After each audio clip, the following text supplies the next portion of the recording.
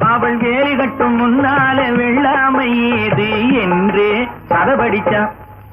அவள் வேலி கட்டும் முன்னால வெள்ளாமை ஏது என்றே கதை படிச்சான். அவன் காதலுக்கும் பின்னாலே கல்யாணம் வருமா என்றே கையடித்தான்.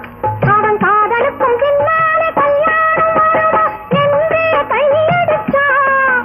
அவளாகட்டும் என்றே ஆசையில் நின்றே அத்தானின் காத கடிச்சான்.